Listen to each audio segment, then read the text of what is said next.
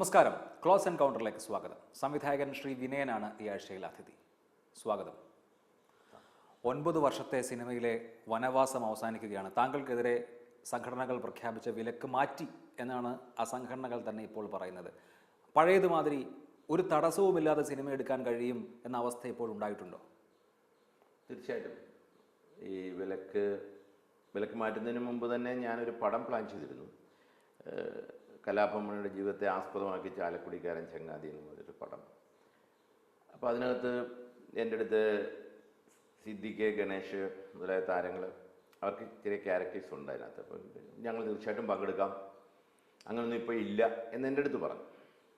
വിലക്കിൽ എനിക്ക് തോന്നുന്നു അമ്മയുടെ ജനറൽ ബോഡിയിൽ മമ്മൂട്ടി ഓപ്പണായിട്ട് പറഞ്ഞു, ഇങ്ങനെ വിനയനെയും തിലകനെയും ഒന്നും വിലക്കിയത് ശരിയാണെന്നൊരു തീരുമാനമാണെന്ന് അദ്ദേഹത്തിന് തോന്നുന്നില്ല, അതുകൊണ്ട് അതിനി ഇല്ല എന്ന് പറഞ്ഞു. മലയാള സിനിമയിൽ ഇപ്പോൾ ഉരുത്തിരിഞ്ഞു വന്നിരിക്കുന്ന ഒരു വലിയ പ്രതിസന്ധിയുടെ ഒക്കെ ഒരു സാഹചര്യത്തിൽ ഇനി ആരെയും നമ്മളെ വിമർശിക്കാനായി പുറത്ത് നിർത്തേണ്ട എന്ന ഒരു ധാരണയിലായിരിക്കുമോ വിലക്ക് നീക്കിയത്?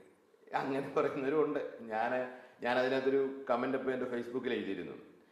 അപ്പോൾ എൻ്റെ ഒത്തിരി സുഹൃത്തുക്കൾ എനിക്ക് മെസ്സേജ് അയച്ചു, ഈ വിലക്ക് മാറ്റിയത് ദിലീപിൻ്റെ ഇഷ്യൂമായിട്ടൊക്കെയാണ് എന്നൊക്കെ പറഞ്ഞ് എനിക്ക് മെസ്സേജ് അയച്ചിരുന്നു. അതിലൊക്കെ എൻ്റെ ഒരു കമൻറ്റ് വരാതിരിക്കാൻ വേണ്ടി. അതൊന്നും അങ്ങനെ ചിന്തിക്കുന്നവരൊന്നുമല്ല. മലയാള സിനിമയിലെ ഒരു സൂപ്പർ താരോ ഒരു ഡയറക്ടറും അങ്ങനെ ചിന്തിക്കില്ല. വിനയൻ എന്ന് പറയുന്ന എൻ്റെ നിലപാട് എല്ലാവർക്കും അറിയാം. അല്ല, ഈ കോമ്പറ്റീഷൻ കമ്മീഷന്റെ ഉത്തരവ് വന്ന ഉടൻ ബി ഉണ്ണികൃഷ്ണന്റെ പ്രതികരണം, ഈ കേസ് അന്തിമമായിട്ടില്ല, ഇത് അന്തിമ വിധിയല്ല, ഡിവിഷൻ ബെഞ്ചുണ്ട് ഇക്കാര്യത്തിൽ അപ്പലേറ്റ് അതോറിറ്റി ഉണ്ട്, അതുകൊണ്ട് വിനയൻ ഇത് അന്തിമ വിധിയാണെന്ന് കരുതണ്ട എന്നുള്ളതാണ്. പക്ഷേ അന്തിമ വിധി വരുന്നതിന് മുൻപ് ഇപ്പോൾ വിലക്ക് മാറ്റിയെങ്കിൽ നമ്മൾ സാമാന്യമായി ചിന്തിച്ചാൽ അത് തന്നെയാണല്ലോ കാരണം. ആയിരിക്കാം. അത് മാത്രമല്ല, എനിക്ക് തോന്നുന്നു വലിയ രസമുണ്ടായത് അമ്മയുടെ മീറ്റിങ്ങിൽ ഇവർ പറഞ്ഞത് ഫെഫ്കയ്ക്ക് വേണ്ടിയാണ് അമ്മ ഇത് ചെയ്തത്. അമ്മയുടെ ഇപ്പോഴത്തെ വർത്തമാനം കേട്ടാൽ ഫെഫ്ക ഇൻസിസ്റ്റ് ചെയ്തുകൊണ്ടാണ് അമ്മ വിലക്ക് ഏർപ്പെടുത്തിയത്. മാത്രമല്ല, നടീനടന്മാർ അഭിനയിക്കാൻ തയ്യാറായാൽ എനിക്ക് പിന്നെ ഇപ്പുറത്തെ വിലക്കൊരു പ്രശ്നമല്ല. ഇപ്പുറത്തെ എല്ലാവരും എൻ്റെ കൂടെ ജോയിൻ ചെയ്യാനായിട്ട് പലരും തയ്യാറാണ്. അല്ലെങ്കിൽ ഞാൻ എടുത്ത 4 സിനിമകൾ എടുത്തല്ലോ, ആ 4 സിനിമയിലും എൻ്റെ കൂടെ പല ടെക്നീഷ്യന്മാരും വർക്ക് ചെയ്തിരുന്നു. മലയാള സിനിമയിൽ ഉണ്ടായിട്ടുള്ള ഇപ്പോഴത്തെ പ്രതിസന്ധി, ദിലീപ് എന്ന ജനപ്രിയ നായകൻ അഴിക്കകത്താകുന്നതിലേക്ക് കാര്യങ്ങൾ എത്തി. സിനിമ അകത്തളങ്ങളിൽ നടന്ന കാര്യങ്ങൾ ഇപ്പോൾ നിരന്തരം പത്രമാധ്യമങ്ങളിൽ ചർച്ചയാണ്.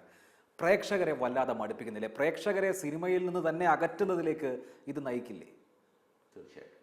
ഒരു വിഭാഗം പ്രേക്ഷകർ മലയാള സിനിമയിൽ ഇത്തരം കോപ്രായങ്ങളാണ് നടക്കുന്നത് എന്നൊരു തോന്നൽ. പിന്നെ പ്രത്യേകിച്ചും ലോക സിനിമാ ഭൂപടത്തിൽ പോലും നമുക്ക് ഏറ്റവും ബാഡ് ഇംപ്രഷൻ കിട്ടുന്ന നമ്മളിപ്പോൾ ഒരു ലേഡിയെ ബലാത്സംഗം ചെയ്തു അല്ലെ പീഡിപ്പിച്ചു എന്നൊക്കെ കേട്ടിട്ടുണ്ട്. ഇത്ര ക്രൂരമായിട്ട് പീഡിപ്പിക്കാൻ കൊട്ടേഷൻ കൊടുത്തത് സിനിമയിൽ നിന്ന് തന്നെയാണെന്നുള്ളൊരു വാർത്ത ഈ മറ്റു മാധ്യമങ്ങളും, നമ്മുടെ അന്യ സ്റ്റേറ്റിലും വിദേശത്ത് പോലും ഈ ന്യൂസ് വന്നിട്ടുണ്ട് ഇപ്പം. കാരണം ഇതൊരു ടിപ്പിക്കൽ ന്യൂസാണ്. മൃഗീയമായിട്ട് അറാസ് ചെയ്ത് പീഡിപ്പിച്ച് അതിൻ്റെ വീഡിയോ ലൈവ് ആണെന്ന് തോന്നിപ്പിക്കുന്ന രീതിയിൽ ഇത് വേണം എന്നൊക്കെ അത് മീഡിയയിൽ ഓപ്പണായിട്ട് വന്നിരിക്കുക. ഇതിൻ്റെ പിന്നിൽ ഒരു സിനിമയിൽപ്പെട്ട ഒരാളാണ്. ഞാനിപ്പോൾ പറയട്ടെ, ദിലീപ് ഇപ്പോൾ അല്ലാതിരിക്കട്ടെ, ദിലീപിനെ ഇപ്പോൾ അറസ്റ്റ് ചെയ്തു, തെളിവുകൾ 19 നിരത്തിക്കൊണ്ട്. നമ്മുടെ നാട്ടിലെ ഒരു നടപ്പ് പ്രകാരം അങ്ങനെ ആളെ അറസ്റ്റ് ചെയ്താൽ ചുമ്മാ അങ്ങനെ നടനെ അറസ്റ്റ് ചെയ്യത്തില്ല. അപ്പം എന്തെങ്കിലും പിന്നിൽ കാണുമെന്നാണല്ലോ നമ്മുടെ ചിന്ത. ഇനി ദിലീപ് അല്ലാന്ന് തന്നെ ഇരിക്കട്ടെ, സിനിമയ്ക്കുള്ളിൽ ഒരാളാണല്ലോ ഇതിൻ്റെ പിന്നിലുള്ളത്. ഈ ഡ്രൈവർ ആണെങ്കിൽ കൂടി അയാളെ 7-8 വർഷമായിട്ട് തീറ്റിപ്പോറ്റുന്ന നമ്മുടെ പ്രമുഖ നടന്മാരും പ്രൊഡ്യൂസേഴ്സും ഒക്കെ ഇവിടെ ഉണ്ടായിരുന്നല്ലോ. അപ്പോൾ അങ്ങനെ സിനിമയ്ക്കുള്ളിൽ നിന്ന് ഒരാൾ ഇത്ര പ്ലാൻഡായിട്ട് ട്രാപ്പ് ചെയ്ത് സഹയാത്രിയായ, അതായത് ഒരു യാത്രയാണ് സിനിമ എന്ന് പറയുന്നത്. ഒരു നടിയോ നടനോ ഒക്കെ ആയിട്ട് ഞങ്ങളുടെ ഒരു യാത്രയാണ്. ഈ യാത്ര ചെയ്യുന്നവരെ ട്രാപ്പ് ചെയ്യാൻ വളരെ എളുപ്പമാണ്. ഒരു നടനോ ഒരു സംവിധായകനോ ഉദ്ദേശിച്ചാൽ ഒരു പ്രമുഖ നടിയെ അല്ലെ ഏത് നടിയാണേലും നമുക്ക് ട്രാപ്പ് ചെയ്യാൻ അവർക്ക് പറ്റും. എത്രയോ മണിക്കൂറുകൾ ഒറ്റയ്ക്ക് ഇരിക്കാൻ ഉള്ള സൗകര്യമുണ്ട് അവർക്ക്, അല്ലെ ഈ കുട്ടി അങ്ങോട്ട് പോകുന്നു നോക്കാനുള്ള സൗകര്യമുണ്ട്. അങ്ങനെ ട്രാപ്പ് ചെയ്ത് ഇതുപോലെ മൃഗീയമായ ഒരു ഹറാസ്മെൻറ്റ് നടത്തിയെങ്കിൽ ഞാൻ പറയട്ടെ, ഒരിക്കലും അത് നടത്തിയ ഒരാളെ പിന്നെ ഇനിയും കാണാതിരിക്കട്ടെ മുഖത്തോട് മുഖം എന്നാണ് എൻ്റെ ആഗ്രഹം. നടത്തിയിട്ടുണ്ടോ ഇല്ലയോ എന്നുള്ളത് പോലീസ് അന്വേഷിച്ച് പൂർണ്ണമായും തെളിയിക്കേണ്ട ഒരു വസ്തുതയാണ്. എങ്കിലും ഇപ്പോൾ പോലീസിന്റെ കയ്യിൽ പ്രബലമായ തെളിവുകളുണ്ട്. നമ്മൾ അതിലൊരു ജഡ്ജ്മെന്റിലേക്ക് കടക്കുകയല്ല. എങ്കിലും ദിലീപ് ഇപ്പോൾ അനുഭവിക്കുന്നത് ഒരു കാവ്യനീതിയാണ്, ചെയ്തതിൻ്റെ ഒക്കെ ഫലമാണ് എന്ന് വിശ്വസിക്കുന്ന ധാരാളം സിനിമക്കാരുണ്ട്. താങ്കൾ ആ കൂട്ടത്തിൽ പെടുമോ? അങ്ങനെ ചിന്തിക്കേണ്ടതിൽ ഏറ്റവും കൂടുതൽ തെളിവുകളുള്ളതും അനുഭവമുള്ളതും ഒരാളെ ഞാനായിരിക്കുമല്ലോ. കാരണം എൻ്റെ ഈ 9 വർഷം, ഞാൻ കഴിഞ്ഞ ദിവസം ചാനലിൽ പറഞ്ഞിരുന്നു, ആനപ്പക ഉള്ളിൽ വെക്കുന്ന ഒരാളാണ് ദിലീപ് എന്ന് ഞാൻ പറഞ്ഞത്. കാരണം ദിലീപിൻ്റെ ആദ്യകാല ചിത്രങ്ങളിൽ കല്യാണ സൗന്ദര്യം തൊട്ട് 6-7 ചിത്രങ്ങൾ ചെയ്തത് ഞാനാണ്. എല്ലാ ചിത്രങ്ങളും വിജയങ്ങളായിരുന്നു, കൊച്ചു കൊച്ചു ചിത്രമായിരുന്നു. അപ്പോൾ അതിൽ ഊമപ്പെണ്ണിന് ഉരിയാടാപ്പോയി എന്നുള്ള ചിത്രം വരെ ഒരുമിച്ച് യാത്ര ചെയ്തു.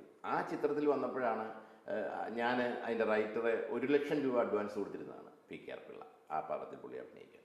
അപ്പോൾ റൈറ്ററായിട്ട് ഞാൻ അതിൻ്റെ കഥ എഴുതി, 1 ലൈൻ എഴുതി, തിരക്കഥ കലൂർ ഡെന്നീസേറിൻ്റെ പേരാണ് വെച്ചത്. അപ്പം ഡെന്നീസേറിൻ്റെ പേര് വെച്ചാൽ അത് ഓൾഡ് സ്കൂളാണ്, ലക്കിലെസ് ആണ്. പുള്ളി വലിയ വിശ്വാസിയാണ്, ഭയങ്കര ഓവർ വിശ്വാസിയാണ്. പുള്ളി എവിടെ നോക്കിയപ്പോൾ ആ പേര് വെച്ച പടം ഓടില്ല.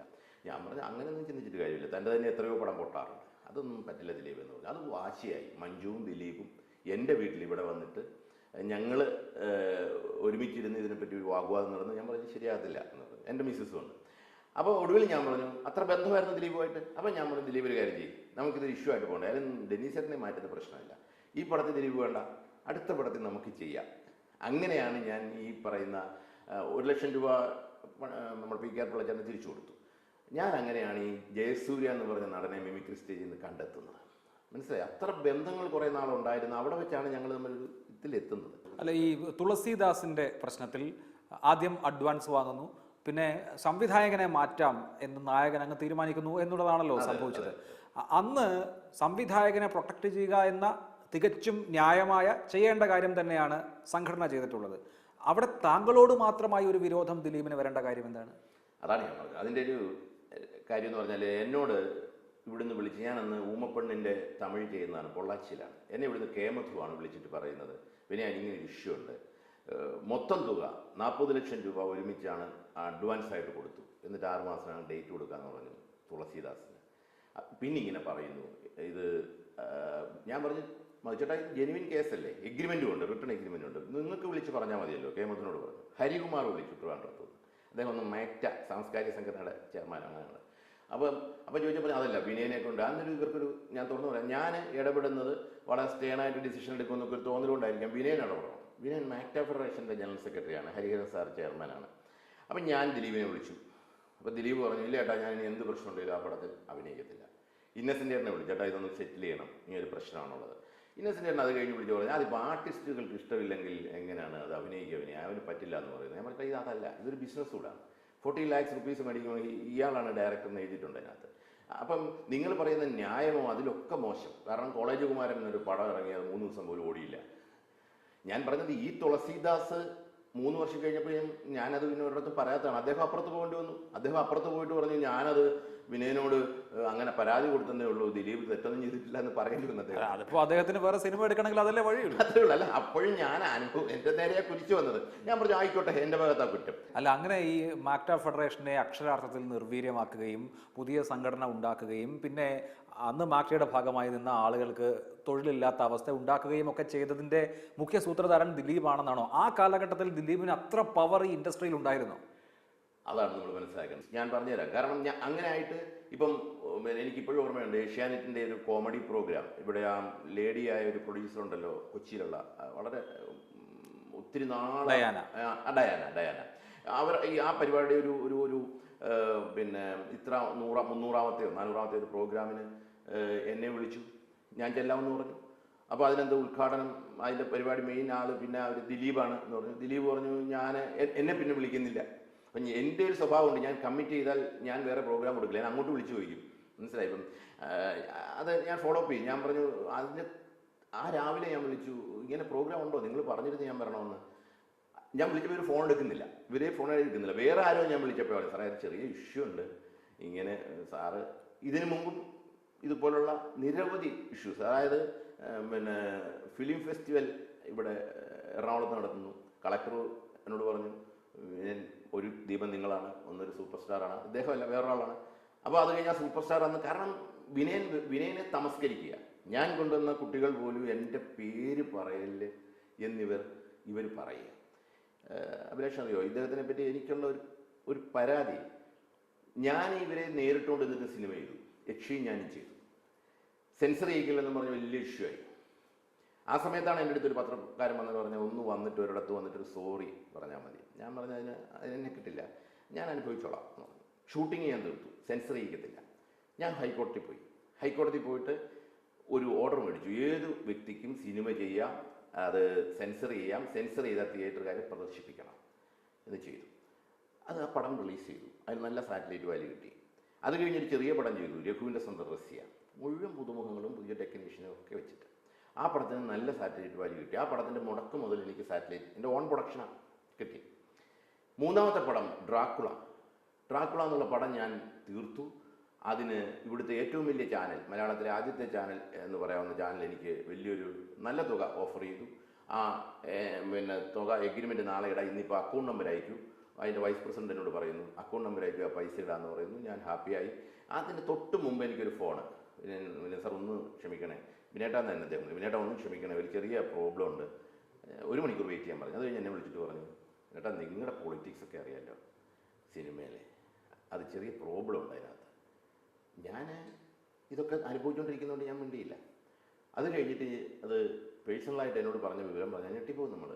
ഇവർ ഈ പയ്യനും വേറൊരു വലിയ സൂപ്പർ സ്റ്റാറും കൂടി ചേർന്നിട്ട് പറഞ്ഞു അമ്മയുടെ യാതൊരു സഹകരണം ഉണ്ടാകത്തില്ല വിനയൻ്റെ പടം എടുത്താൽ. വിനയൻ 2 പടം നിങ്ങൾ എടുത്തു എല്ലാവരും കൂടി, ഇനി എടുത്താൽ അയാൾ ഇനിയും ഞങ്ങളെ ധിക്കരിച്ചുകൊണ്ട് പടം ചെയ്യും. ഞങ്ങൾ നിരോധിച്ച ഒരാൾ പടം ചെയ്യുമ്പോൾ നിങ്ങളത് എടുക്കുന്നെങ്കിൽ ഒരു സ്റ്റാർ നിങ്ങളുടെ അവാർഡ് നൈറ്റിനും നിങ്ങളുടെ ഒരു പരിപാടിക്കും ഒരു താരവും വരത്തില്ല. അവർ ഞെട്ടിപ്പോയി. അവർ ഓപ്പണായിട്ട് പറഞ്ഞു ഞങ്ങൾക്ക്, അത് മലയാളത്തിലെ മറ്റു ചാനലും പറഞ്ഞു ഞങ്ങൾക്ക് സൂപ്പർ താരങ്ങളെ വിട്ട് നിൽക്കാൻ പറ്റില്ല വിനയ. ഇങ്ങനൊരു തമസ്കരണം അതിനകത്തെല്ലാം നോക്കുമ്പോൾ ഒരു സൈഡിൽ എവിടെയെങ്കിലും പ്ലാൻ ചെയ്യാനായിട്ട് ഈ പയ്യനുണ്ടായിരുന്നു. അല്ല അതെങ്ങനെ? ഇപ്പം മലയാളത്തിൽ അയാളെക്കാൾ വലിയ സൂപ്പർ സ്റ്റാറുകളുണ്ട്, അവരൊക്കെ വിചാരിക്കാതെ ഇത് നടക്കുമോ? അതാണ് ഞാൻ പറഞ്ഞത്. ഇദ്ദേഹം ഉദ്ദേശിക്കുന്നത് ഇപ്പം 2020 പടം എല്ലാവരും ചെയ്യാൻ ആഗ്രഹിച്ചാണല്ലോ. മോഹൻലാലിൻ്റെ കമ്പനി ആഗ്രഹിച്ചല്ലേ 2020 പടം ചെയ്യാൻ. ഞാൻ പറഞ്ഞത് അതിനൊന്നും അത് മോശമായിട്ടല്ല, ബുദ്ധി തന്നെയാണ്. ഇദ്ദേഹം പറഞ്ഞൊരു സംഭവമുണ്ട്, എന്നെ പുറത്താക്കാൻ അല്ലെ എന്നെ കൊച്ചാക്കാൻ തുളസീദാസിൻ്റെ പടം ചെയ്യിച്ച് കടങ്ങത്തുള്ളൂ വാശി പിടിച്ചെങ്കിൽ ആ കക്ഷിയാണോ ഞാനാണോ ഉണ്ടാകുന്നതെന്ന് നമുക്ക് നോക്കാമെന്ന് പറഞ്ഞ ഒരു വാക്കിൻ്റെ ഒരു ആനപ്പക അത്ര മനസ്സിൽ വെച്ചുകൊണ്ട് നിൽക്കുന്നു. അത് പുള്ളി എവിടെയൊക്കെ എടുക്കാവോ അത് പുള്ളി എടുത്തു. That's all. എന്നാൽ എന്നെ വിളിക്കും. ഇപ്പം തന്നെ ഞാൻ പറഞ്ഞല്ലോ, ഈ പറയുന്ന ഞാൻ എന്തുകൊണ്ടാണ് ഇതിൻ്റെ ഈ വിഴുപ്പഴക്കലിന് ചാനലിൽ പോകുന്നില്ല, ചർച്ചയ്ക്കൊന്നൊരു തീരുമാനം എടുക്കാൻ കാര്യം, എന്നെ പുള്ളി മദ്രാസിൽ നിന്ന് ഈ ഇഷ്യൂ അടക്കം എൻ്റെ സുഹൃത്ത് വിളിച്ചിട്ട് പറഞ്ഞു ചേട്ടാ ഞാൻ ഈ ഇഷ്യൂലില്ല, എനിക്ക് ഈ പൾസർ സുനി എന്ന് പറയുന്ന ആളെ അറിയത്തില്ല, ആണായിട്ട് പറഞ്ഞു. അപ്പം ഞാൻ പറഞ്ഞത് ദിലീപ് എന്നല്ല ഞാൻ പറഞ്ഞത്. ദിലീപ് ഇവിടെ എയറിൽ മുഴുവൻ തൻ്റെ പേരാണ്, എയർ മുഴുവൻ തൻ്റെ പേരിങ്ങനെ നിൽക്കുകയാണ്, ഇവിടെ വന്നിട്ട് സെറ്റിൽ ചെയ്യണം. അപ്പോൾ ഞാൻ 28-ാം തീയതി വരും, 28-ാം തീയതി വന്നാൽ അത് പ്രശ്നം, അപ്പം ഞാൻ പ്രസ് മീറ്റ് നടത്തും. അതാണല്ലോ പിന്നെ ചോദ്യം ചെയ്യലോട്ടൊക്കെ പോയത്. ദിലീപ് അങ്ങനെ ഷൂട്ടിനിടയ്ക്ക് വിളിച്ചത് കൊണ്ടാണോ താങ്കൾ പിന്നെ ചാനൽ ചർച്ചയിലൊന്നും പങ്കെടുത്ത് ദിലീപിനെ വിമർശിക്കാതിരുന്നത്? ഞാൻ അതുകൊണ്ടല്ലല്ലോ, ഞാൻ അന്ന് തന്നെ ഫേസ്ബുക്ക് പോസ്റ്റ് ഇട്ടല്ലോ. ഞാൻ ചാനൽ ചർച്ചയിൽ പോകുന്നില്ല എന്നുള്ളത് എൻ്റെ ഒരു പാർട്ടി ലെവലിൽ ഞാനൊരു കോർപ്പറേഷൻ ചെയർമാനും ഒക്കെയാണ്. അപ്പം ഞാൻ അവിടെ പോയിരുന്നിട്ട് ഇത്തരം ഞാൻ ഒത്തിരി കാര്യങ്ങൾ ഇങ്ങനെ പറഞ്ഞിട്ടുള്ളതാണല്ലോ അഭിലാഷ്. അപ്പം ഞാൻ പറഞ്ഞ ഒരു വ്യക്തിവൈരാഗ്യം തീർക്കലായിട്ട് വരും. ഈ ആനപ്പക താങ്കളോട് വെച്ച് പുലർത്തിയിരുന്ന ദിലീപ് താങ്കളുടെ മകളുടെ കല്യാണത്തിന് വിളിച്ചപ്പോൾ വരികയും സജീവമായി പങ്കെടുക്കുകയും ചെയ്തു. അപ്പോൾ ഒരു മഞ്ഞുരുക്കലിനുള്ള ശ്രമം കുറച്ച് നാൾ മുമ്പ് തന്നെ ഉണ്ടായിരുന്നില്ലേ? മകളുടെ കല്യാണം എന്ന് പറഞ്ഞാൽ ഏപ്രിൽ ലാസ്റ്റ് അല്ലായിരുന്നു. അപ്പോൾ അതിന് വന്നിരുന്നു. അതിപ്പം അതിന് വന്നവരെല്ലാം ഞാൻ സ്വീകരിച്ചു. അത് വേറെ കാര്യം. ഞാൻ വന്നതിന് നന്ദി പറഞ്ഞു. അല്ല, അതൊക്കെ ദിലീപും വന്നിരുന്നു, നാദൃശ്യം വന്നിരുന്നു, വളരെ കുറച്ച് അനൂപ് മേനോൻ അല്ലെ അങ്ങനെ ഉള്ള കക്ഷികളൊക്കെ വന്നിരുന്നു. ഞാൻ വാട്സപ്പ് മെസ്സേജ് ഇടുകയും അത്യാവശ്യം ഫോണിൽ കിട്ടിയവരെ വിളിക്കുകയൊക്കെ ചെയ്തിരുന്നു. അപ്പം ഞാൻ ദിലീപ് എന്നെ ഇങ്ങോട്ട് വിളിച്ചു, മോടെ കല്യാണമാണ് ചേട്ടാ, ഞാൻ തീർച്ചയായിട്ടും വരുമെന്ന് പറഞ്ഞു. അതൊക്കെ സന്തോഷമായിരുന്നു. ഞാൻ തുറന്നു പറയട്ടെ, വ്യക്തിപരമായിട്ട് എനിക്ക് ദിലീപ് നാളെ ഇങ്ങനൊരു കേസിൽ അയാളെ തെളിവൊന്നുമില്ല, അയാൾ രക്ഷപ്പെട്ടാൽ 100 വട്ടവും പറയുകയാണ്, ഈ അഭിപ്രായങ്ങൾ സംഘടനാപരമായി മാറ്റമില്ലെന്നോ സത്യമാണ്. അല്ല, ദിലീപ് അദ്ദേഹത്തിന്റെ ശത്രുക്കളായി അദ്ദേഹം തന്നെ കണ്ടിരുന്ന ആളുകളെയൊക്കെ മിത്രങ്ങളാക്കാൻ ഈ അടുത്ത് ശ്രമിച്ചിരുന്നു എന്നുള്ളത് സത്യമല്ലേ? അങ്ങനെ എന്നോട് പലരും വിളിച്ച് പറയുന്നുണ്ട്. അങ്ങനെയാണ് ഞാൻ പറഞ്ഞത്. ദിലീപിനറിയാം, എൻ്റെ സ്വഭാവം അറിയാം, ഞാൻ അങ്ങനെയൊന്നും മാറത്തില്ല. പക്ഷെ അദ്ദേഹം സ്നേഹപൂർണ്ണമായിട്ട് വന്നു. ഞാൻ ഇപ്പോഴും അതിനെ മാനിക്കുന്നു. അങ്ങനെ അഭിലാഷ് എന്നെ പുള്ളി വളയ്ക്കാൻ വേണ്ടി ചെയ്തതാണെന്ന് ചിന്തിക്കേണ്ട. അല്ല, ഞാൻ ഈ കഴിഞ്ഞ ദിവസം ഡബ്ബിംഗ് ആർട്ടിസ്റ്റ് ഭാഗ്യലക്ഷ്മിയുമായി സംസാരിച്ചപ്പോൾ അവർ പറഞ്ഞു, എന്നെ ഈ നടൻ മോശമായി പലയിടത്തും പറഞ്ഞ് നടക്കുന്നുണ്ട് എന്ന് ഞാൻ അറിഞ്ഞിരുന്നു. ഞാൻ പിന്നെ ചോദിക്കാനൊന്നും പോയില്ല. പക്ഷെ ഒരു 10 ദിവസം മുൻപ് എന്നെ വിളിച്ച് വളരെ സ്നേഹത്തോടു കൂടി സംസാരിച്ചു. ഞാൻ വിചാരിച്ചു എന്താണ് എന്നെ വിളിക്കാൻ എന്ന്. അപ്പോൾ ഇങ്ങനെ മോശമായി പറയുകയോ എതിർക്കുകയോ ചെയ്തിരുന്ന പല ആളുകളെയും വളരെ സൗഹാർദ്ദ ഭാവേന പിന്നീട് വിളിച്ചിട്ടുണ്ട്.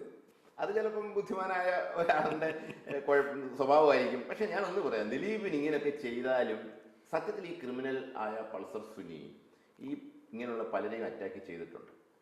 അപ്പോൾ അവരാരും വെളിയിൽ മിണ്ടിയിട്ടില്ല. മനസ്സിലായോ? അങ്ങനെ എനിക്ക് തോന്നുന്നത്. അപ്പോൾ അതുകൊണ്ട് തന്നെ ഇക്കാര്യം വെളിയിലൊന്നും ഇങ്ങനൊരു ഇഷ്യൂ ആകുമെന്ന് ചിലപ്പം ഇവരുണ്ടെങ്കിൽ ആരും ധരിച്ചു കാണത്തില്ല. ഇത് കയ്യിൽ നിന്ന് പോയി എന്നുള്ളതാണ് അതിൻ്റെ സത്യം. ഇപ്പോൾ താങ്കൾ തന്നെ സൂചിപ്പിച്ചതുപോലെ വിണ്ണിൽ നിന്ന് താഴേക്ക് വീണു. അപ്പോൾ പിന്നെ വീണ് കിടക്കുന്ന ആളുടെ നെഞ്ചിൽ ചവിട്ടാനുള്ള മത്സരമാണോ ഇപ്പോൾ? അത് നമ്മുടെ ഒരു വലിയ കുഴപ്പമാണ് നമ്മുടെ ആൾക്കാരുടെ. അതാരെയും കുറ്റം പറഞ്ഞിട്ട് കാര്യമില്ല. ഇയാൾക്ക് വേണ്ടി തന്നെ എനിക്ക് തോന്നുന്നു അത്രമേൽ ഇയാളെ ആരാധിച്ചവർ, അത്രമേൽ ഇയാൾക്ക് വേണ്ടി കൈയടിച്ചവർ, ഇയാൾ ഈ ക്രിമിനൽ മാത്രമല്ല, ഈ ക്രിമിനൽ സംഭവം മാധ്യമങ്ങൾ നിങ്ങൾ പറഞ്ഞു വെക്കുന്നത് ഇത് കേട്ടാൽ ഞെട്ടിപ്പോകുന്ന ക്രൂരതയാണ് ആ കുട്ടിയോട് ചെയ്തത്. അതെ, ആ കുട്ടിയുടെ വിവാഹമോതിരം കാണണം, ഫേസ് ചിരിച്ചുകൊണ്ടിരിക്കണം എന്നൊക്കെ പറയുന്നത് നമ്മൾ ചിന്തിച്ചിട്ടുണ്ടോ? അതാ ഞാൻ പറഞ്ഞത്. ഇത്തരം ഒരു പീഡനത്തിന് കൊട്ടേഷൻ കൊടുക്കുന്ന ആദ്യമല്ലേ, കൊല്ലാൻ കൊട്ടേഷൻ കൊടുക്കാം, മനസ്സിലായോ? കയ്യും കാലും വെട്ടാൻ കൊട്ടേഷൻ കൊടുക്കാം. നീ ഇങ്ങനെയൊക്കെ ബലാത്സംഗം ചെയ്യുന്നത് വീഡിയോയിൽ എടുക്കണമെന്നൊരു കൊട്ടേഷൻ എനിക്ക് തോന്നുന്നത് ആദ്യമാണ്. മലയാള സിനിമയിൽ പോലും അല്ല ഒരു സിനിമയിലും അങ്ങനെ ഒരു സ്ക്രിപ്റ്റ് പോലും വന്നിട്ടില്ല എന്നാണ് എനിക്ക് തോന്നുന്നത്. ഞങ്ങൾക്ക് തിലകൻ ചേട്ടനെ അങ്ങേര് പറഞ്ഞു ഇത് മാഫിയ സംഘം പോലെ പോകണമെന്ന് പറഞ്ഞു. അതിനെന്താ തെറ്റ്? അങ്ങേർക്ക് പറയാനുള്ള അവകാശമുണ്ടല്ലോ. മാഫിയ അല്ലെന്ന് ഇവർ തെളിയിക്കുക, അല്ലെങ്കിൽ അങ്ങേരുടെ പേര് നടപടിയെടുക്കുക, നിങ്ങളെ ഞങ്ങൾ 6 മാസത്തേക്ക് സസ്പെൻഡ് ചെയ്തു അല്ലെ പുറത്താക്കിയിരിക്കുന്നു എന്നുള്ളതല്ലാതെ തിലകനെ അഭിനയിക്കാൻ സമ്മതിക്കത്തില്ലെന്ന് പറഞ്ഞാൽ മാത്രമല്ല, അദ്ദേഹം അഭിനയിക്കുന്ന പടങ്ങളിൽ മറ്റവർ അഭിനയിച്ചുകൂടാ. അങ്ങേരെ അഡ്വാൻസ് തിരിച്ച് മേടിച്ചു. ഡാം 99 ഞാൻ ഇപ്പോഴും ആലോചിക്കുന്നു. ഞാൻ അക്കാഡിയ ഹോട്ടലിൽ ചെല്ലുന്ന സമയത്ത് ഡാം 99 എന്ന് പറയുന്ന എൻ്റെ ഇംഗ്ലീഷ് ഡയലോഗൊക്കെ പുള്ളി പറഞ്ഞുകൊണ്ടിരിക്കുക. അപ്പോൾ എന്നോട് നാളെ തുടങ്ങുകയാണ് ഷൂട്ടിങ്, ഇംഗ്ലീഷാണ് ഞാൻ പറയാൻ പോകുന്നത് എന്നൊക്കെ പറഞ്ഞിട്ട് പുള്ളി എനിക്ക് അത്രയും ആഗ്രഹം കാണിച്ച മനുഷ്യനെ പിറ്റേ ദിവസം സോഹൻ റോയ് പുള്ളി എടുത്ത് പറയുകയാണ്, നെഞ്ചുരുക്കൊണ്ടാണ് ഞാൻ പറയുന്നത്, ചേട്ടനാണ് അഭിനയിക്കേണ്ടതെന്ന് എനിക്ക് ആഗ്രഹം, പക്ഷേ ഈ ഫെഫ്കയിലെ ഒട്ട ടെക്നീഷ്യനും വരത്തില്ലെന്ന് പറയുന്നു. അതിനകത്ത് പിന്നെ അമ്മക്കാർ വേറെ ഒന്നും ഇല്ലായിരുന്നു. അപ്പം ഈ പറഞ്ഞ ബി ഉണ്ണികൃഷ്ണനും ഈ അമ്മയും ഒക്കെ കൂടി ചേർന്നുകൊണ്ടൊരു പ്ലാൻ ചെയ്തിട്ട് അദ്ദേഹത്തെ നിഷ്ഠൂരമായി നിന്ന് പുറത്താക്കിയില്ലേ? മനസ്സിലായില്ലേ? എന്നിട്ട് അങ്ങേര് ഞാൻ പറയുന്നത് അധികമായി പോയെന്ന് പലരും ചിന്തിച്ചു. ഞാൻ എന്നും പറയുന്നതാണ് ആ ചേട്ടൻ്റെ മരണത്തിൻ്റെ പിന്നിൽ ഈ സംഘടനയുടെ വിലക്കുണ്ടായിരുന്നു. ഞാൻ ഇവർ കൊന്നെന്നല്ല പറഞ്ഞത്. അദ്ദേഹം പിന്നീട് നിരന്തരം നാടകം കളിക്കേണ്ടി വന്നു, അതിൻ്റെ സ്ട്രെയിൻ എനിക്കിപ്പോഴും ഓർമ്മയുണ്ട്. എൻ്റെ വീട്ടിൽ എൻ്റെ ഡൈനിങ് ടേബിളിലാണ് പുള്ളി ആ ഇഷ്യൂ ഉണ്ട്. അപ്പം ഞങ്ങൾ ഭക്ഷണം കഴിക്കാനിരിക്കുമ്പോഴാണ് എന്നോട് പറയുന്നത്, ഇന്നൊരു പിന്നെ സീരിയലിൻ്റെ പ്രൊഡ്യൂസർ വരും, ഇങ്ങോട്ട് വരാനാണ് ഞാൻ വന്നത്. കാരണം വിനയൻ്റെ വീട്ടിൽ ഞാൻ പോകുന്ന വഴിക്ക് കയറുമെന്ന് പറഞ്ഞു. അപ്പോൾ ഇവിടെ വന്ന് ഞാൻ മേടിച്ചോളാം എന്ന് പറഞ്ഞു. എന്നും പറഞ്ഞ് ഞങ്ങൾ ഭക്ഷണം കഴിക്കാനിരിക്കുമ്പം ഈ പ്രൊഡ്യൂസർ വന്നപ്പം ഭക്ഷണം കഴിച്ചിട്ട് ഈ പ്രൊഡ്യൂസറെ അകത്തോട്ട് വിളിച്ചു. അദ്ദേഹം ഇരിക്കുന്നില്ല, കൈകൂപ്പി നിൽക്കുക. അപ്പോൾ പറഞ്ഞു, എന്ത് പറ്റി? അല്ല സാർ ക്ഷമിക്കണം സാർ, ഈ ആത്മ എന്ന് പറഞ്ഞൊരു സംഘടനയുണ്ട് ഞങ്ങളുടെ സീരിയലിനകത്ത്. അന്ന് ആത്മയുടെ പ്രസിഡന്റ് ഗണേശനാണ്. അല്ല, അവർ പറയുന്നു സാറിനെ സീരിയലിൽ അഭിനയിപ്പിച്ച ഒറ്റ സീരിയൽ നടന്നും വരത്തില്ല. ഒന്ന് ആലോചിച്ച് നോക്കൂ അഭിലാഷ്. ഞാൻ തുറന്നു പറയട്ടെ, ആദ്യമായിട്ട് ഈ സിംഹത്തിൻ്റെ കണ്ണ് നിറയുന്നത് അദ്ദേഹം ഇങ്ങനെ കുനിഞ്ഞിരുന്നിട്ട് പോടാന്നൊക്കെ പറഞ്ഞിട്ട് അയാളെ എന്തൊക്കെ പറയുമ്പോൾ കുനിഞ്ഞ് ഇദ്ദേഹത്തിൻ്റെ കണ്ണ് നിറയുന്നത് ഞാൻ കണ്ടു. അയാൾ പാവമാണ് ആ പ്രൊഡ്യൂസർ. അയാൾ തൊഴുതിട്ടൊക്കെ പോയി എന്നോട് പറഞ്ഞു, വിനയ വിട്ടുകൊടുക്കരുത്, എനിക്ക് നാടക ട്രൂപ്പ് ഉണ്ടാക്കണം, ഒരു നാടക ട്രൂപ്പ് ഉണ്ടാക്കാനുള്ള പരിപാടി നമുക്ക് ചെയ്യണം. ഞാൻ പറഞ്ഞു, വേണ്ട ചേട്ടാ, നാടകം എന്ന് പറഞ്ഞാൽ 3 മണിക്കൂർ നിങ്ങൾ അഭിനയിക്കണം, ഹാർട്ട് ഓപ്പറേഷനൊക്കെ കഴിഞ്ഞതാണ്. പുള്ളി വിട്ടില്ല. ഞാനങ്ങനെ പറഞ്ഞാൽ അന്ന് വിട്ടത്. പുള്ളി പോയി നാടക ട്രൂപ്പ് അമ്പലപ്പുഴയുടെ രാധാകൃഷ്ണൻ എന്ന് പറഞ്ഞ ഒരു രാധാകൃഷ്ണനെ കൊണ്ട് ഉണ്ടാക്കി തിരിച്ച് പുള്ളിയോ രാധാകൃഷ്ണനായിട്ട് വന്ന് എൻ്റെ അടുത്ത് പറയുന്നതെന്ന് വെച്ചാൽ, ഒരു നല്ല പേര് തനിക്കേതെങ്കിലും, ഞങ്ങൾ കുറച്ച് പേര് കണ്ടിട്ടുണ്ട്, തനിക്കേതെങ്കിലും ഒരു നല്ല പേര് സജസ്റ്റ് ചെയ്യാനുണ്ടോ എന്ന് ചോദിച്ചു. ഞാൻ പറഞ്ഞു അക്ഷരജ്വാല, കാരണം ചേട്ടൻ്റെ ഒരു തീയുണ്ടല്ലോ മനസ്സിൻ്റെ, അത് വെച്ചിട്ട് അങ്ങനെ ഞാനിട്ട പേരാണ് ഇരുന്നത് നാടകത്തിന്. അപ്പോൾ അതിൽ പുള്ളി പിന്നെ 100-150 നാടകം, ദിവസം 2 നാടകം ഈ വണ്ടിയിൽ പോയി കളിച്ചു. ആ ആരോഗ്യമാണ് പുള്ളിക്ക് നഷ്ടപ്പെടാനും മരണത്തിലോട്ട് പോയതിനും കാരണം. ഇപ്പോൾ മലയാള സിനിമയിൽ അമ്മയിൽ തന്നെ ഒരു വനിതാ കൂട്ടായ്മ ഉണ്ടാവുകയും അവർ മുന്നോട്ട് പോവുകയും ചെയ്യുന്നു. ഏറ്റവും ഒടുവിൽ എക്സിക്യൂട്ടീവ് കമ്മിറ്റി ചേർന്നപ്പോൾ യുവതാരങ്ങൾ സൂപ്പർ താരങ്ങളെ ഓവർ റൂൾ ചെയ്തു എന്നാണ് അതിനകത്ത് നിന്ന് കേട്ട വാർത്ത. ഇനി ഈ പറയുന്ന ഒരേ സ്ട്രീമിൽ നിന്നില്ലെങ്കിൽ ആളുകളെ ബഹിഷ്കരിക്കുക, വിലക്കുക തുടങ്ങിയ കാര്യങ്ങൾ നടക്കുമോ? അത് അഭിലാഷ് ഉദ്ദേശിച്ചെങ്കിൽ ഇപ്പോൾ അവർ പറഞ്ഞു എന്നുള്ള സത്യമാണ്. അത് കഴിഞ്ഞ് ഇപ്പം ഞാൻ കേട്ടു, അങ്ങനെ പറഞ്ഞ ഒരു താരം ഇന്ന് വേറൊരു ചാനലിൽ കൊടുത്ത് ഇത് കേട്ടു. അത് ഇങ്ങനെ ഞാൻ പറഞ്ഞത് അങ്ങനെയല്ല, അത് പിന്നെ പഴയ ആൾക്കാർക്ക് തന്നെയാണ് അതിൻ്റെ എക്സ്പീരിയൻസ് എന്നൊക്കെ ഒരാൾ പറഞ്ഞതായിട്ട് നടന്നു. ഇത് തുടർന്ന് സസ്റ്റെയിൻ ചെയ്തുകൊണ്ട് പോകാൻ ഇവർക്ക് കഴിയുമോ എന്നുള്ളത് ഞാൻ ശ്രദ്ധിക്കുകയാണ്. ഇപ്പം ഈ ഒരു ഇഷ്യൂ ഉണ്ടായപ്പോൾ ജനങ്ങളൊക്കെ എതിരായി. അപ്പം ഇവർ ചില സ്റ്റേണായിട്ട് ചില കാര്യം പറഞ്ഞു. നാളെ തൊട്ട് ഇവരുടെ ഓപ്പറേഷൻ തുടങ്ങും. അത് കാരണം ഈ പ്രൊഡ്യൂസർ സൈഡിലുള്ളവരൊക്കെ ഇവരുടെ കൂടെ ഉണ്ടെങ്കിൽ ഇവരുടെ പടങ്ങൾക്ക് പ്രശ്നമാകുന്നു, ഇവരുടെ പടം റിലീസ് പ്രശ്നമാകുന്നു. പറഞ്ഞാൽ മനസ്സിലായി. എൻ്റെ അടുത്ത് ഓപ്പണായിട്ട് പറഞ്ഞതാണല്ലോ ഈ പറയുന്ന പൃഥ്വിരാജിൻ്റെ പടമൊന്ന് വരട്ടെ. കാരണം പൃഥ്വിരാജ് എപ്പോഴും ഈ പറയുന്ന ഈ ഗ്രൂപ്പിന് വേണ്ടി എന്തോ ഫേസ്ബുക്ക് പോസ്റ്റ് ഇടുകയോ ഈ കുട്ടിക്ക് വേണ്ടി ആദ്യം തൊട്ട് എന്തൊക്കെ ചെയ്താണ്. ഈ കുട്ടിയുടെ ഇയാളുടെ പടമൊന്ന് വരട്ടെ എന്ന് പറഞ്ഞു. ഞാനത് കൂടുതൽ അതിൻ്റെ സംഭവത്തിൽ പോകുന്നില്ല, എൻ്റെ പേഴ്സണലായിട്ട് പറഞ്ഞായിരിക്കും. അപ്പം ഇവർക്കൊക്കെ ഈ രാജുവിനെ ഞാൻ പൃഥ്വിരാജിനെ വിളിക്കുന്നത്. അദ്ദേഹത്തെ വെച്ചിട്ട് ഞാൻ ഈ പറഞ്ഞ അത്ഭുത ദ്വീപ്, സത്യം, വെള്ളി നക്ഷത്രം, കുറേ പടങ്ങളൊക്കെ ഞാനും ചെയ്തതല്ലേ. മീരയുടെ ദുഃഖവും മുത്തുവിൻ്റെ സ്വപ്നവും ക്രിട്ടിക്കൽ അവാർഡ് കിട്ടിയ പടമാണ്. അദ്ദേഹം ഒരു പടം ചെയ്തല്ലോ, പിന്നെ ഉറുമി എന്നൊരു പടം പ്രൊഡ്യൂസ് ചെയ്തു. എൻ്റെ സുഹൃത്തായ ഡിസ്ട്രിബ്യൂട്ടർ മനോജിൻ്റെ അടുത്ത് അദ്ദേഹം, ഞാൻ ഓപ്പണായിട്ട് പറയല്ലേ, ഒന്നും മറച്ചു പറയല്ല, പറയാം, ഞാൻ ഏറ്റവും ഇഷ്ടപ്പെടുന്ന, ഇപ്പോഴും ഞാൻ അമ്മയുടെ ഭാരവാഹിത്വം വേണേ പൃഥ്വിരാജിനെ കണക്കുള്ള ചെറുപ്പക്കാർക്ക് കൊടുക്കുന്ന ഞാൻ പറഞ്ഞത്. കാരണം മദ്രാസിലെ ഭാരവാഹിത്വം ഇപ്പോൾ വിശാലാണ്, ഇവരൊക്കെ ഒരേ ഏജ് ഗ്രൂപ്പാണ്, അതിന് ഇവർ സൂപ്പർവൈസ് ചെയ്യട്ടെ. ഞാൻ പറഞ്ഞു വന്നത്, ഈ പൃഥ്വിരാജ് ഈ ഉറുമിയുടെ പൂജയ്ക്ക് ഈ മനോജ് ചോദിച്ചു, തൻ്റെ വലിയ ആളല്ലേ വിനേട്ടനെ വിളിക്കുന്നില്ലെന്ന് ചോദിച്ചാൽ പറഞ്ഞത്, എനിക്ക് വിളിക്കണമെന്നുണ്ട് സാറിനെ, പക്ഷെ വിളിച്ച ഇവന്മാർ എന്നെ വെച്ചേക്കില്ല എന്ന് പൃഥ്വിരാജ് അയാളോട് പറഞ്ഞോ ഇല്ലയോ എന്ന് അയാൾ ഇപ്പോൾ പറയട്ടെ, ഞാൻ ചോദിക്കുകയാണ്. അപ്പം നമ്മുടെ ഈ വർത്തമാനവും നമ്മുടെ ബോൾഡ്നെസ്സും അത് നിലനിർത്താനും സസ്റ്റെയിൻ ചെയ്യാനും കൂടി നമ്മൾ ശ്രമിക്കണം. നമ്മൾ ചിലയിടത്ത് ഇപ്പോൾ ജനങ്ങൾ മുഴുവനെതിരായപ്പോൾ പറയുക, അല്ലാത്ത സമയത്ത് ഇവരെ പേടിച്ചിട്ട് നമ്മൾ ഒതുങ്ങുക, അത് ഈ ചെറുപ്പക്കാർ പാടില്ല. അവരൊരു തീരുമാനമെടുത്താൽ ആ തീരുമാനം ശക്തി. പക്ഷേ പൃഥ്വിരാജിന് ഫൈറ്റ് ചെയ്തല്ലേ പറ്റൂ. പൃഥ്വിരാജ് ആ യോഗത്തിൽ തന്നെ പടങ്ങളെ കൂവി തോൽപ്പിക്കുന്നതിന്റെ ബുദ്ധിമുട്ട് അവതരിപ്പിച്ചു എന്നാണ് ഞാൻ മനസ്സിലാക്കുന്നത്. അയാൾ അനുഭവിച്ചിട്ടുണ്ട്. അതെ, പക്ഷേ ഇനി അത് കുറെ കൂടി വലിയ എക്സ്റ്റെന്റിലാവാം. ഇനി അങ്ങനെയൊന്നും ആകത്തില്ല, തുറന്നു പറയാം. ഇനി അങ്ങനെ പൃഥ്വിരാജിനെതിരെയൊക്കെ ഒരു മൂവ് ചെയ്താൽ കേരളത്തിൽ ഒരു വലിയ വിഭാഗം അദ്ദേഹത്തെ സപ്പോർട്ട് ചെയ്യാൻ കാണും. ഞങ്ങളെയൊക്കെ അക്സെപ്റ്റ് ചെയ്യുന്നെങ്കിൽ ഇപ്പോൾ വിലക്കൊക്കെ നീക്കിയല്ലോ, എവിടെയും കയറിച്ചല്ലോ വിനയനൊക്കെ കൂടെ കാണും തീർച്ചയായിട്ടും. അത് മറ്റൊന്നും കൊണ്ടല്ല, അയാളെ ഒന്നും നേടാൻ വേണ്ടിയിട്ടല്ല. എൻ്റെ നിലപാടിൽ എനിക്ക് മാറ്റമില്ല. അല്ല, ഇപ്പോൾ പുതിയ സംവിധായകർ, പുതിയ നിർമ്മാതാക്കൾ, അവരുടെ ഒരു ഗ്രൂപ്പുണ്ട്. അവരുടെ ഈ ഗ്രൂപ്പിനോട് ഏതെങ്കിലും തരത്തിൽ അനുഭവമുള്ള പുതിയ നടന്മാരുമുണ്ട്. അതുകൊണ്ട് തന്നെ ഈ പഴയ സ്റ്റൈലിലുള്ള വിലക്കും ബഹിഷ്കരണവും ഒക്കെ ഇനി നിലനിൽക്കുമോ? ഒരിക്കലും ഇല്ല. പക്ഷേ എന്നിരുന്നാൽ പോലും ഞാൻ ചോദിക്കട്ടെ, അങ്ങനെയാണെങ്കിൽ ഇപ്പോൾ ഈ സൂപ്പർ സ്റ്റാറുടെ ഇപ്പം നിറയെ പണ്ട് ഞാൻ വാദിച്ച അല്ലെ എന്താഗ്രഹിച്ചോ അതിലോട്ട് ഇപ്പോൾ വന്നല്ലോ. പിന്നെ അഭിലാഷ് വിചാരിക്കേണ്ട ഒരു കാര്യം, ഞാൻ പണ്ട് ഈ പറയുന്ന ഇന്ദ്രജിത്തിനെയോ അല്ലെ ജയസൂര്യയോ ഒക്കെ കൊണ്ടുവരുന്ന സമയത്ത്, അല്ലെങ്കിൽ മണിക്കൂറിനെ കൊണ്ടുവരുന്ന സമയത്ത് ഒരു കവർ പേജ് ഇടാനായിട്ട് ഇവിടെ സമ്മതിക്കത്തില്ലായിരുന്നു ഇവിടുത്തെ ഈ പറയുന്ന താരമേധാവിത്വം. നമ്മൾ വലിയ വീക്കിലിക്കാരൊക്കെ നമ്മൾ കാല് പിടിച്ചിട്ട്, ഇവരെ 25 വർഷമായിട്ട് ഇവരുടെ മുഖം കാണുകയല്ലേ, ഇവരുടെ മുഖം ഇട്ടാലും ജനം കാണുമെന്നും പറഞ്ഞ് എടുപ്പിച്ച ഫോട്ടോ ഇടാതെ അവരെന്നെ വിളിച്ച് പറഞ്ഞിട്ടുണ്ട്, ക്ഷമിക്കണം, മാർക്കറ്റിങ്ങിന് ഞങ്ങൾക്ക് അവരെ ആവശ്യമാണ്, ഇയാളുടെ പടം ഇട്ടാൽ പിന്നെ ഇയാളുടെ പടം മാത്രമേ ഇടത്തുള്ളൂ എന്ന് ഇന്ന സൂപ്പർ താരം പറഞ്ഞു എന്ന് ഡയറക്റ്റ് വിളിച്ചെന്നോട് പറഞ്ഞിട്ടുണ്ട്. ഇപ്പോൾ അതൊക്കെ മാറി. പാണ്ഡൻ നായരുടെ പല്ലിന് ശൗര്യം പണ്ടേ പോലെ ഫലിക്കുന്നില്ല. ഓക്കെ, ചെറുപ്പക്കാർ വന്നു, പക്ഷേ ഇൻഡസ്ട്രി ആരുടെയിലാണ്? ഈ സാറ്റലൈറ്റ് റൈറ്റ് ആരുടെയിലാണ്? ഇവരുടെ പടങ്ങളൊന്നും ഓടുന്നില്ലെങ്കിൽ ഇവർക്ക് കോടികൾ കൊടുത്തെടുക്കാനായിട്ട് ഒരാളില്ലേ?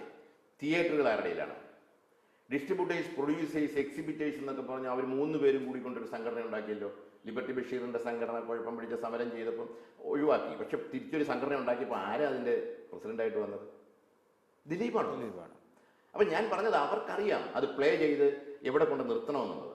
അപ്പോൾ അതുകൊണ്ട് തന്നെയാണ് ഞാൻ പറഞ്ഞത്, തീർന്നെന്ന് വിചാരിക്കേണ്ട. പക്ഷേ ഈ ഇഷ്യൂ മനസ്സിലാക്കി ഇവർക്ക് ഒത്തിരി കാര്യങ്ങൾ ചെയ്യാൻ, ഞാനതിൻ്റെ മുഴുവൻ ആപ്ലിക്കേഷൻ മുന്നോട്ട് വെക്കുന്നത്, അപേക്ഷ മുന്നോട്ട് വെക്കുന്നത് മമ്മൂട്ടിയുടെയും മോഹൻലാലിൻ്റെ അടുത്തേക്ക്. മലയാള സിനിമ ഒരു പ്രതിസന്ധി ഘട്ടത്തിലാണ്. ഈ പ്രതിസന്ധി അതിജീവിച്ച് പോസിറ്റീവായി മുന്നോട്ട് പോകാനുള്ള സാധ്യതയുണ്ട്. ഒരുപക്ഷെ ഇത് അനിവാര്യമായ ഒരു ശുദ്ധീകരണത്തിന്റെ തുടക്കമാകുമോ? അതാണ് കറക്റ്റ് വേർഡ്. അനിവാര്യമായ ഒരു ശുദ്ധീകരണത്തിൻ്റെ തുടക്കമാണ്, അതിനുള്ള സമയമാണ് ഇത് വിനിയോഗിക്കുക. ഇതൊരു നിയോഗമായിരിക്കാം. അതിന് ചിലപ്പം ദിലീപ് എന്ന് പറയുന്ന ആള് ബലിയാക്കപ്പെട്ടതാണോ, അല്ലെ ദിലീപ് എന്ന് പറയുന്ന ആളിൻ്റെ ചെയ്തികൾ അതിന് കാരണമായതാണോ, അതിലോട്ടൊന്നും ഞാൻ കടക്കുന്നില്ല. ഇനിയുള്ള കാര്യങ്ങളിൽ ഈ പറയുന്ന സൂപ്പർ താരങ്ങൾ അവർ ആ മേലോട്ട് നോക്കി താഴോട്ട് നോക്കിയിരുന്നതിന് 2 അർത്ഥമാണ് ഞാൻ കൽപ്പിക്കുന്നത്.